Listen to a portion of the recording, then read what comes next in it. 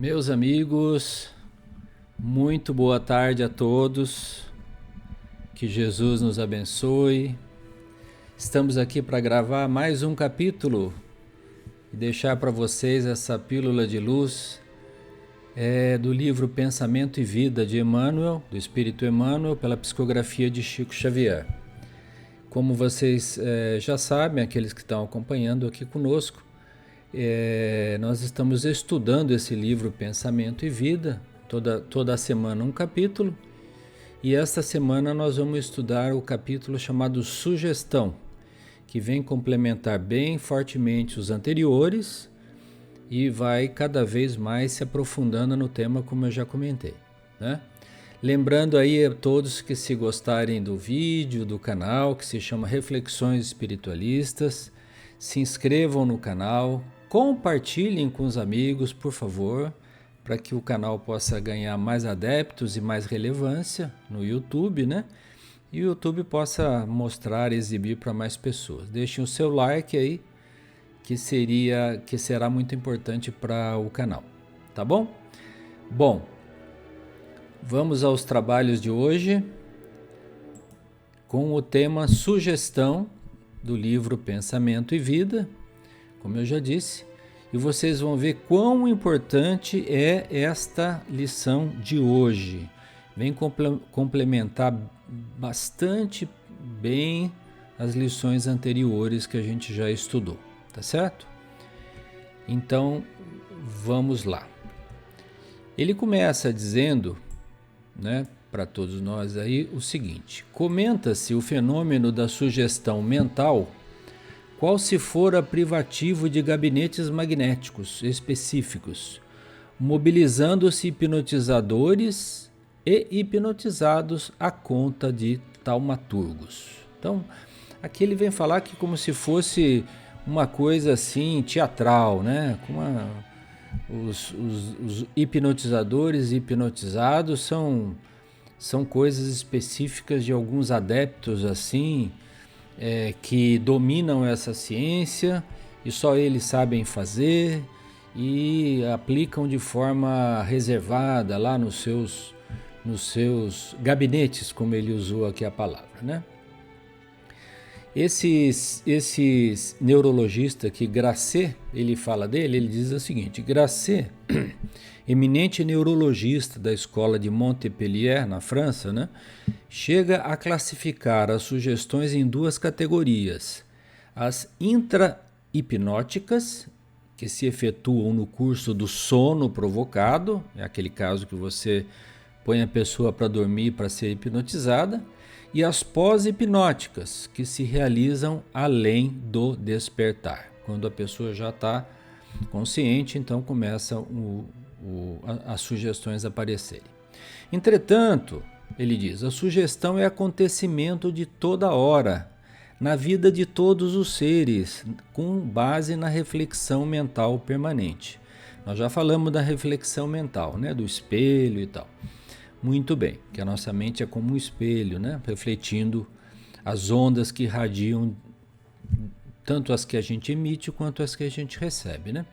Então, o que ele está falando aqui? Muito simplesmente, olha, esse negócio da sugestão, da hipnose, não é um tema de gabinete, não é um tema específico, não é um tema neurológico, simplesmente ele é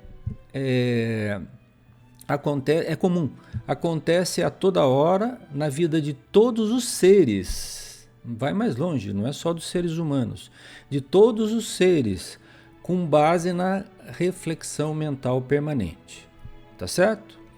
Bom, ele continua, dela se apropriou com mais empenho a magia, que significando o governo das forças ocultas, tem sido antes de tudo o clima de todas as cerimônias religiosas na Terra. Cerimônias essas que se conjugam às forças de poderosas mentes encarnadas e desencarnadas, gerando sucessos que impressionam a mente popular, disciplinando-lhe os impulsos. Então, é claro que todos nós já temos notícias, já ouvimos falar, já vimos um filme, já lemos um livro sobre a questão da magia e como ela influencia as pessoas. Então é porque, na verdade, os magos eram médiums que utilizavam-se da sua mediunidade para forçar suas sugestões mentais em cima de indivíduos cuja mentalidade era mais fraca que a deles e, portanto, eles conseguiam então imprimir na pessoa uma série de ideias, sugestões e tal, e tudo se passava como sendo uma magia. A história está cheia de magos que vinham orientar reis, rainhas, imperadores, né, desde a Grécia Antiga, né, lá nos templos das deusas lá que faziam interpretações de caráter mitológico, né, para os deuses, os romanos também, né, de cada família tinha um deus de propriedade própria ou particular que ajudava aquela família, mais os deuses do Olimpo, lá da Grécia, que em Roma tinham outros nomes. Então, é comum, na Idade Média, então, proliferou essa questão da magia sendo utilizada de forma indiscriminada lá por muitas pessoas que, na verdade, são médiums que utilizavam a mediunidade, como eu já falei. Então, ele continua dizendo o seguinte: força mental pura e simples. O que é sugestão? Força mental pura e simples, carreando a ideia por imagem viva. A sugestão, como a eletricidade, o explosivo, o vapor e a desintegração atômica, não é boa nem má, dependendo os seus efeitos da aplicação que lhe confere. Então, lógico que nós podemos usar a energia, os explosivos, o vapor, as forças atômicas para o bem e para o mal. A sugestão é a mesma coisa, depende do caráter que você confere a ela. Se você confere um caráter maligno, vai ser utilizada para o mal. Se você confere um caráter benigno, vai ser usada para o bem. Mas é uma coisa comum. Depende do quê? Da nossa força mental, que nós vamos ver mais à frente aqui como ela se processa. Temo-la assim não apenas no altar da oração e nos símbolos sagrados do serviço religioso, aconselhando a virtude e o progresso ao coração do povo, mas também nos espetáculos deprimentes dos ritos bárbaros e na demagogia de arrastamento, ressumando o psiquismo inferior que inspira a licenciosidade e a rebelião. Então, ele diz, tanto ela é utilizada de forma positiva nos símbolos e nos serviços religiosos. Vou dar um exemplo. Quando você está diante de uma imagem de um santo venerando da Igreja Católica, que você aplica nele toda a sua fé, todo o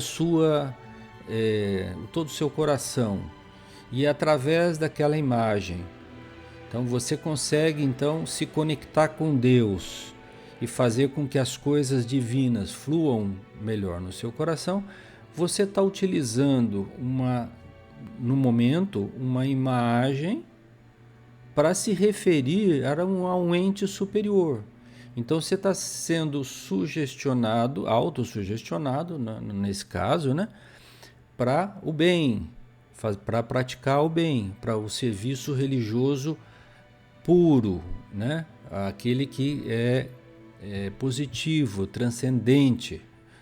Já se vocês utilizam, ou se vocês veem utilizar em espetáculos deprimentes, né, associados a rituais bárbaros, né, ou então a rituais satânicos ou coisa desse tipo, está sendo utilizada a sugestão de forma negativa, de forma que não traz benefício nem para quem faz, nem para quem recebe, né?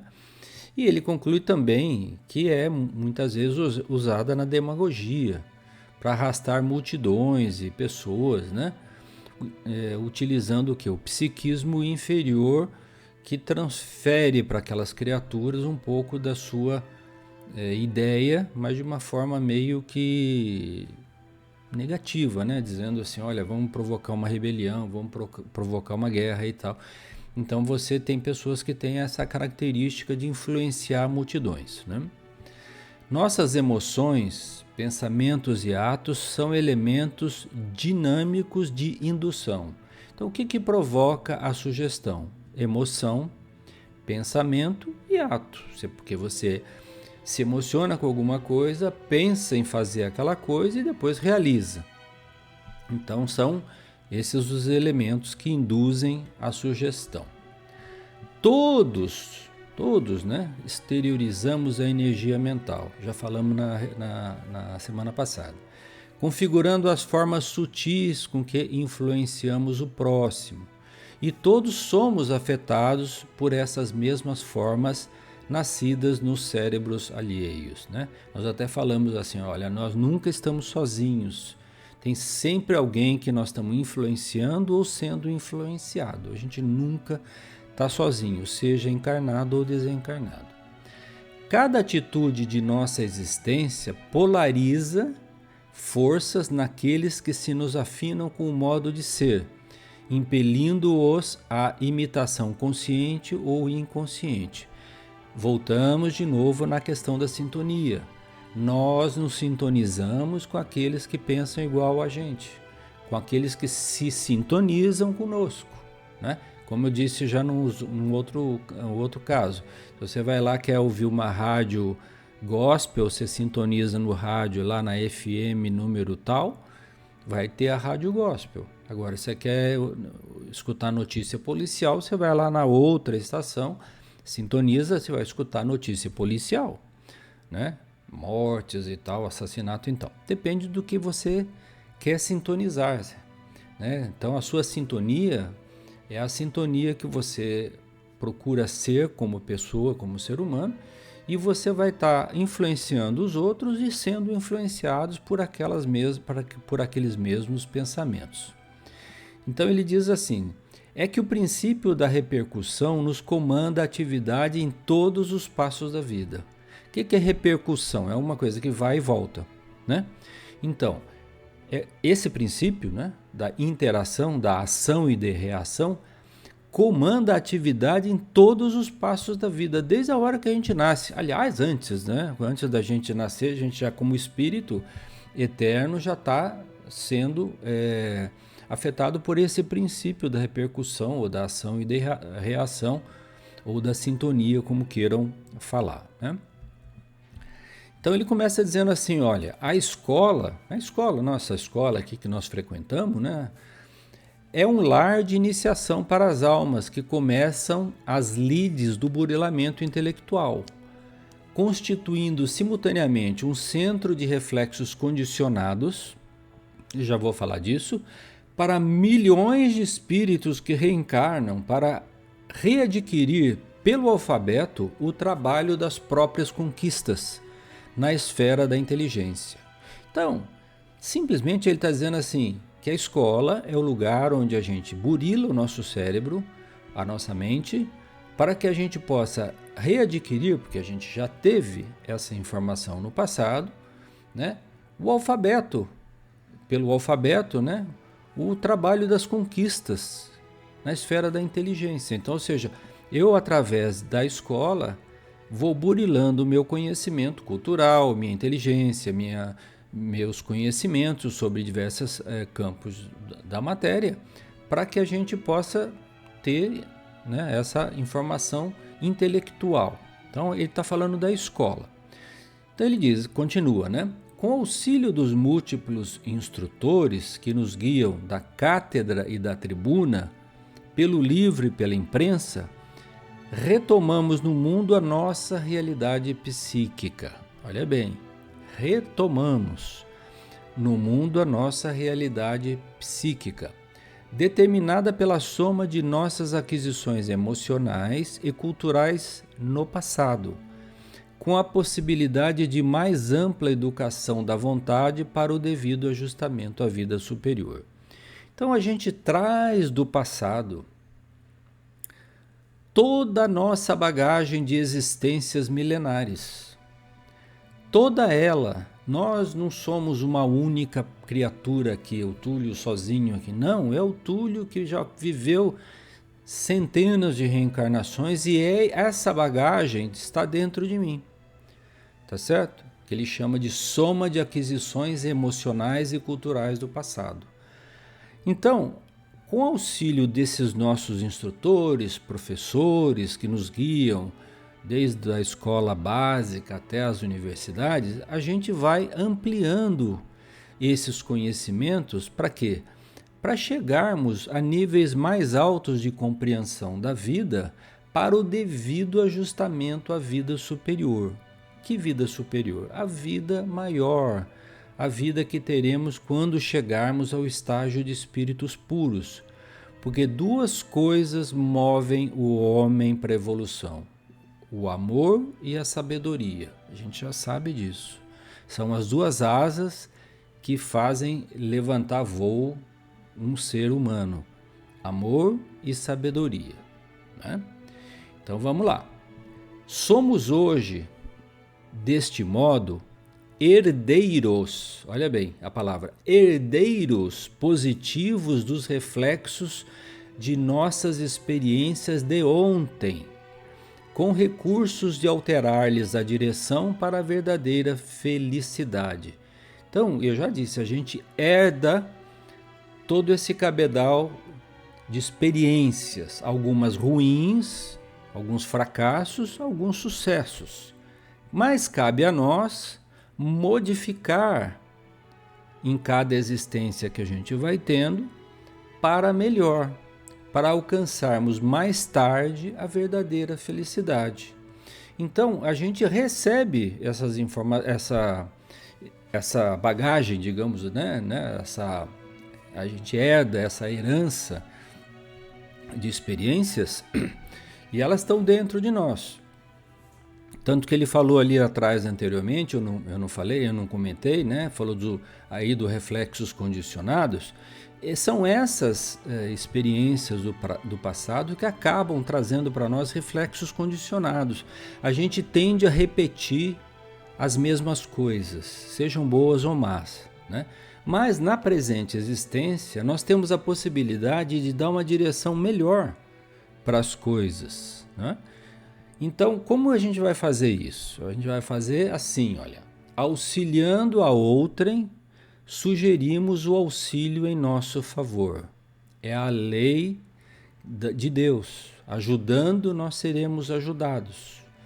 Então, suportando com humildade as vicissitudes da senda regenerativa, instilamos paciência e solidariedade para conosco, em todos aqueles que nos rodeiam. Ajudando, ajudamo-nos. Desservindo, desservimo-nos.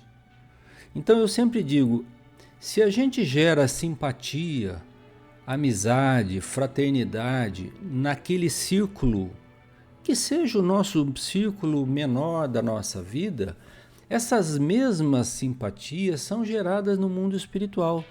Então os amigos espirituais, vendo o nosso esforço de automelhoria, acorrem em nosso socorro procurando nos ajudar. Eu sempre gosto de dizer, para que tenha um ser humano querendo fazer o bem, existirão 10 espíritos querendo ajudar a fazer o bem, tá certo? Porque a máxima de Deus, a lei do amor, é a lei da reciprocidade. Se a gente faz o bem, recebe o bem em troca. É simples assim. Mas se a gente faz o mal, recebe o mal em troca. É simples assim também. Tá bom? Bom, finalmente a gente chega aqui no final do nosso capítulo.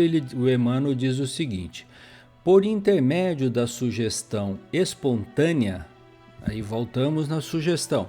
Por intermédio da sugestão espontânea, plantamos os reflexos de nossa individualidade, colhendo-lhes os efeitos nas individualidades alheias, como semeamos e obtemos no mundo o cânhamo e o trigo, a cenoura e a batata.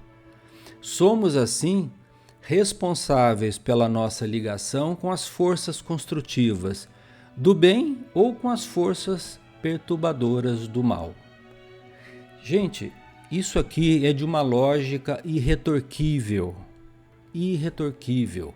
Você não pode querer plantar uma planta de espinho e querer nascer maçã, banana, não. Não vai. Você vai nascer um espinheiro. Se você planta uma planta frutífera, você vai receber uma fruta no final. Ou um legume, uma cenoura. Plantou batata, nasce batata. Plantou cenoura, nasce cenoura. Como diz, planta vento, colhe tempestade, o dito popular. Então nós, gente, nós somos, e ninguém mais podemos acusar, ninguém mais, nem nossos pais, nem nossos amigos, nem ninguém. O meio é óbvio que influencia alguma coisa, mas a decisão final sempre será nossa, né? Então nós sempre seremos responsáveis por nos ligarmos às forças do bem ou às forças do mal, como ele diz, as forças construtivas do bem ou as forças perturbadoras do mal, que serão perturbadoras para outras pessoas e para nós próprios, agora e no futuro. E se nós plantamos o bem agora, nós teremos o bem maior também no futuro. Tá bom, gente? Então é isso, essa é a lição da tarde de hoje, dessa semana. Leiam, releiam novamente, escutem o vídeo novamente para entenderem essa correlação entre efeitos de sugestão que a nossa mente causa e como ele afeta a nossa vida presente e a nossa vida futura. Estudem, né? A doutrina espírita tem um lema que é aprender, estudar, sempre procurando se melhorar, tá certo? Ela consagra a ciência como sendo uma baliza importante, mas não deixa de nos trazer a todo instante as lições abençoadas de nosso Mestre Jesus, porque a doutrina espírita é o cristianismo redivivo, não é? Trazendo de volta as lições do Evangelho. E tudo que nós estudamos aqui hoje, o Cristo já disse. Sede perfeitos, amar ao próximo como a si mesmo. Estão lá, tudo isso está no Evangelho. Então a gente pensa que religião é uma coisa, filosofia e ciência, cada uma coisa separada. Isso é só na nossa cabeça para fins didáticos. Porque a vida é uma coisa só. E o Cristo veio nos ensinar as coisas mais importantes dessa vida para quê? Para que um dia sejamos mais felizes. Tá bom? Um beijo aí no coração de todos. Fiquem com Deus. Até a próxima semana. Tchau.